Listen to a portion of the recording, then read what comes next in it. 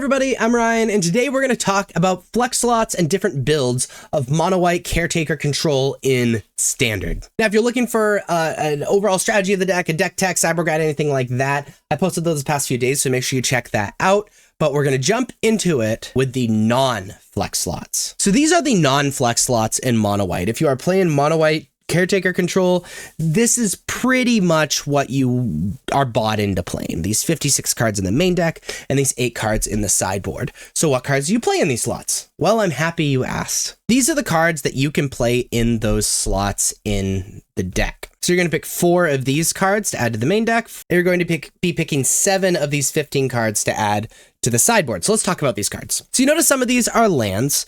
This deck is missing 1 to 2 lands depending on how many lands you want to play. And these are your options to be playing in those 1 to 2 slots. You'd be playing another Demolition Field. Demolition Field, very good against like other fountain ports or manlands or things like that. Can also often be really cute if people are being really aggressive with not playing a lot of basics, because you have plenty of basics and you can just, sometimes it's just a wasteland for 2 mana. You could be playing, whoops. You could, sorry. You could be playing another Plains. If you're just worried about your colors, I've seen people have to mulligan because they have too many colorless lands. So being able to play that white mana that comes in untapped is really good.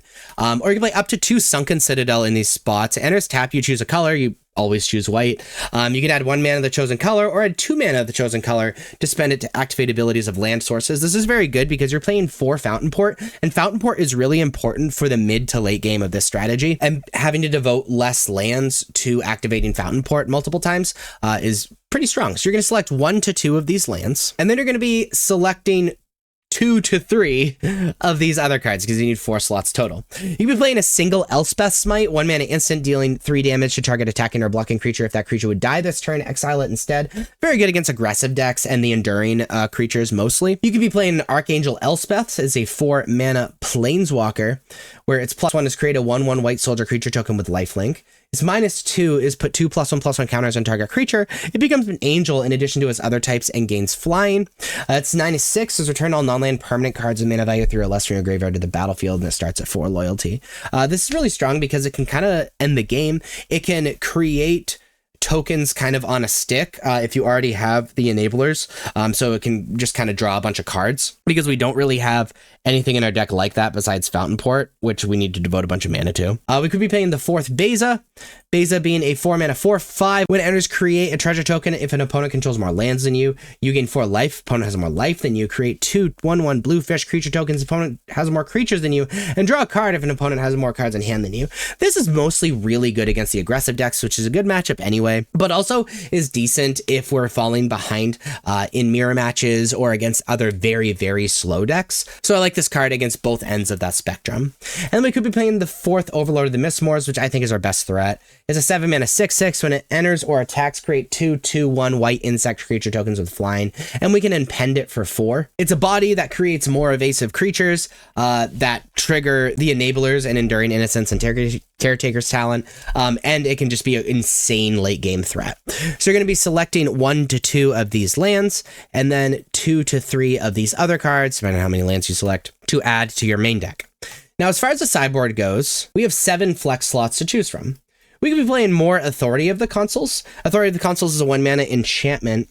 Creatures your opponent control enter tapped, and whenever a creature an opponent controls enters, you gain 1 life. This is good against the aggressive decks because it turns off haste and allows you to have that incremental life gain you don't have to invest in. You'd be playing an additional Elspeth Smite, which we've already talked about. Again, very good against the aggressive decks. You'd be playing up to 2 Destroy Evil, very good against enchantments, and deals with these, creatures that are important to deal with, like Zur or Shieldred or things like that. We're playing up to 3 Dust Animus, is 2 mana 3/2 with flying, and if you have 5 or more untapped lands, Dust Animus enters with 2 +1/+1 counters and a lifelink counter on it.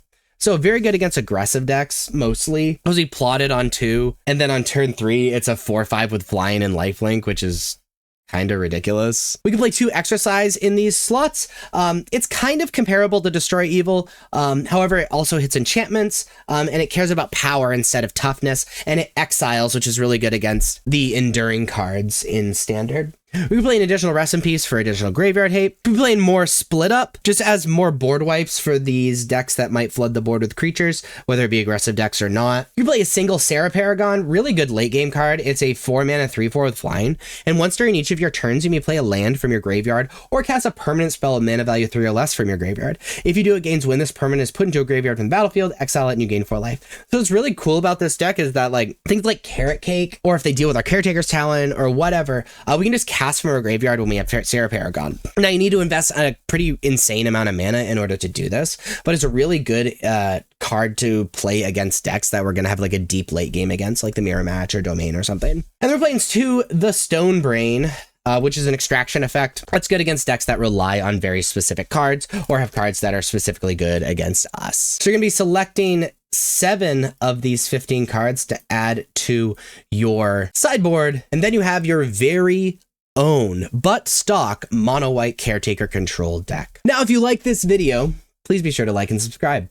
Check me out on social medias. Links are above me and in the description. Thank you so much for watching. I'll see you next time. Bye-bye.